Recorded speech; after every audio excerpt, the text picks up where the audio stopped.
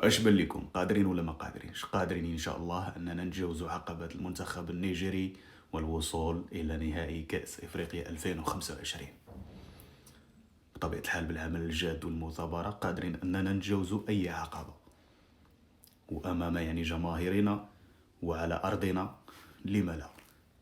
ان شاء الله سنفرح جميعا بهذا التأهل، لكن للإشارة لا للفتنة، لا للفتنة. الفتنة أشد من القتل. بلا ما ندخلوا في مشاحنات مع ناس عقولها مريضة أو ناس تشتم وتسب وتقذف، الكل مسؤول على أي كلمة تصدر منه، الكل مسؤول بطبيعة الحال. أي كلمة، أي تعليق، أي فيديو أنت مسؤول عليه، ستحاسب. وبالتالي الحذاري ثم حذاري. كل واحد يعبر عن بيئته، عن أخلاقه وعن تربيته. دع الخلق على الخالق. بلا ما نجاوبوا ناس اللي هما منحطين، ناس عندها أمراض ومشاكل نفسية، وبالتالي لا داعي أن ندخل معهم في مشاحنات ورد وأخذ إلى غير ذلك.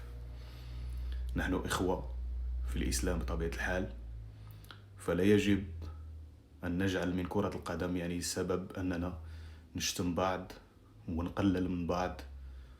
كما كنشوف بعض في بعض الأحيان كنشر فيديو كنتكلم مثلا على المنتخب المصري ولا على المنتخب الجزائري، أنا أعطي رأيي فقط، لكن هناك أناس كيدخلوا كيشتموا يسبوا يقذفوا. يا أخي خلي عندك دم. عيب، عيب أنك تدخل تشتم إنسان وأنت لا علاقة لك به، غير شفتو كيحلل ولا كيعطي رأيه ولا كيحاول أنه يناقش فكرة، فحاول تناقش الفكرة بالفكرة. ما نخليوش الكرة تفرقنا. الكرة هي من أجل المتعة. الكرة وجدت أو صنعت من أجل الاستمتاع. الإنسان في وقت الفراغ ديالو، يوم الأحد، يوم السبت، كتكون عندك الويكاند، كتمشي وكتشوف تشاهد ماتش مع الأصدقاء ديالك وكتستمتع بالكرة. كل واحد كيشجع فريق ديالو، وكتكون منافسة. وبالتالي ما نخليوش أننا الكرة تخرجنا على